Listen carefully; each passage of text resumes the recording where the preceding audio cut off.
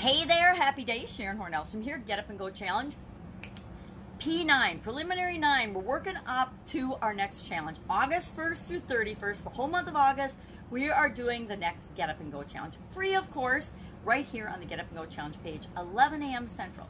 And leading up to that, so we're just not dead space between the last challenge where we just finished in the middle of July to the new challenge, I wanted to do something. So I thought, well, why not share some of the biggest life lessons that I've learned in my 60 years here on the planet with you. And this is the second of one of my favorite, and this might even be my favorite saying and favorite thing that I learned from my father, who passed away about 5 years ago now. And that is, there's no such thing as can't. Now we've all probably, most of us at some point, heard the saying, if you think you can, if you think you can't, either way you're right. I think that was Henry Ford, but I'm not exactly sure who it's attributed to or who said it first. But there's a lot of versions, and my father's version of that was, there's no such thing as can't. And when we were growing up as girls, we heard that a lot. And believe me, if there's a way to say or make excuses or arguments that you can't do something, between my three sisters and I, we came up with every possible contingency and argument in the book and far-fetched story to challenge my dad on this saying, there's no such thing as can't. And he would always have a rebuttal for us, and of course he was always right in terms of there's different ways to look at things. And so if we would say, I can't do this, I can't go to swimming lessons, and my sisters and I, when we were little, I hate to admit this, but we went to beginner swimming lessons. I don't even remember how many times I failed beginner swimming lessons. It felt like forever that we were scared of the water. We didn't want to go to swimming lessons. We would pull everything we could possibly come up with for excuses and reasons not to go to swimming lessons when my mom told us we had to go.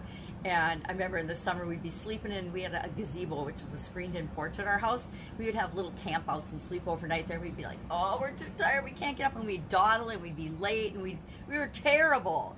And then when I was about 11, I think I was 11 or 12, my dad and his friends decided we needed a swimming pool at the house. So they took part of the corral where we used to have ponies and horses, and they fenced that off and overtook it and put a pool in. They dug a swimming pool, and from then on, within like 2 weeks of getting water in that pool, my sisters and I could swim like fish.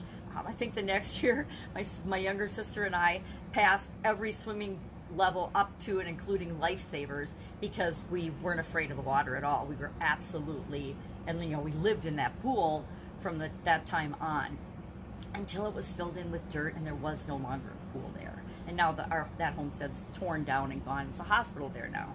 But I remember how we just had every excuse in the world about why we couldn't swim. We couldn't learn to swim. Now, how ridiculous is that, right? How many billions of people have swam before us, yet we somehow believe that we couldn't swim. I love the thought of there's no such thing as can't. Because so often we convince ourselves that we can't do something. We're not capable of it. And it's just usually a lie or a false belief. It's, I don't want to do it.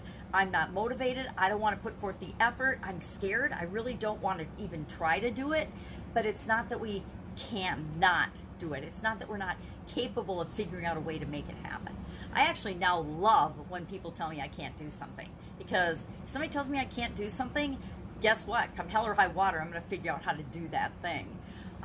I remember after my sudden cardiac arrest, my family, I knew that following that event, when you drop dead, you go one of two ways. You either succumb to that experience and you deteriorate and you die within 3 to 6 years. That was the data I found. Or you make massive lifestyle changes. Well, I looked at my life before this event. I was grateful that I had woken up from this event, and I said, I don't want to be one of those statistics that dies within 3 to 6 years of that event. What am I going to do? Massive lifestyle changes. What does that mean?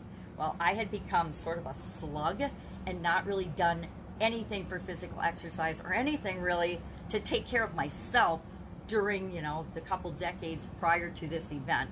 Mostly because I had excuses, right? I can't exercise. I don't have time to exercise. I'm busy running my businesses. I'm busy raising my family. I'm busy taking care of the household. I'm busy doing all these things. And guess what? I'm only getting 4 hours of sleep now. What am I going to get rid of so that I can exercise or take care of myself every day. So putting yourself last, by the way, is not a good idea. No matter what, if you don't take care of your health, at some point it will wake you up and you will pay attention to it. I've seen it time and time again with people, myself included.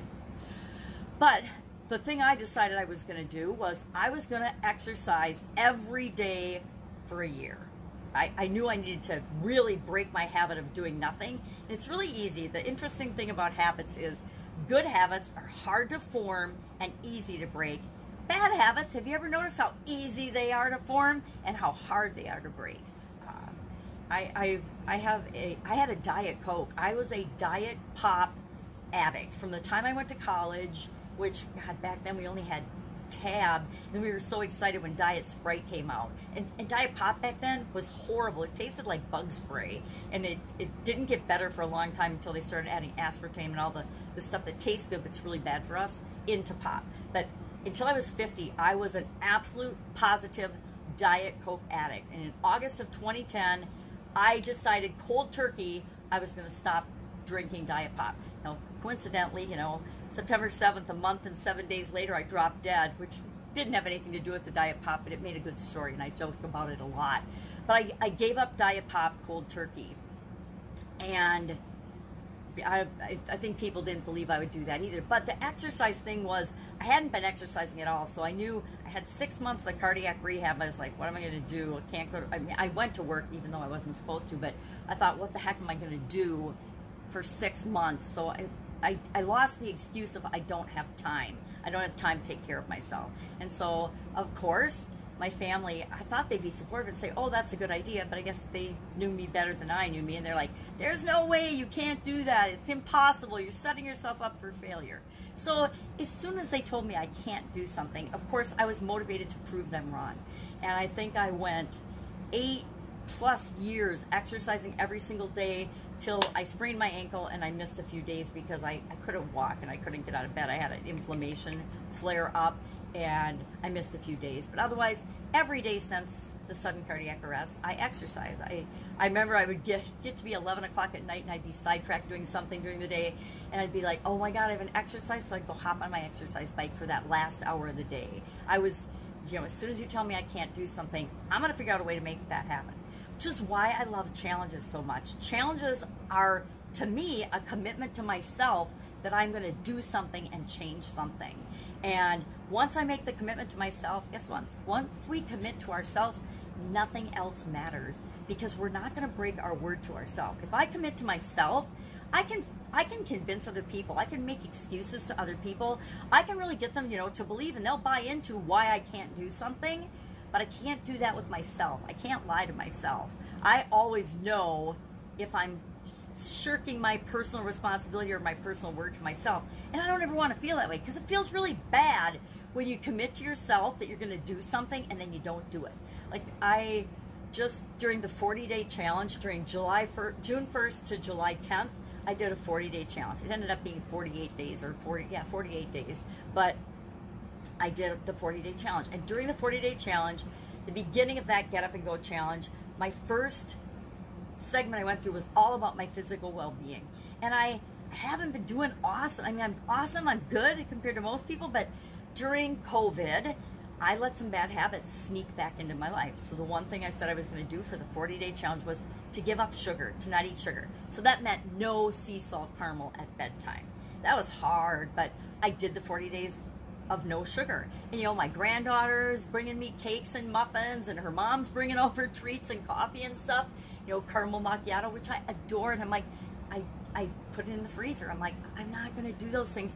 Not because I couldn't do it. I mean, of course I could have, but it would have been breaking my word and my commitment to myself. And guess what?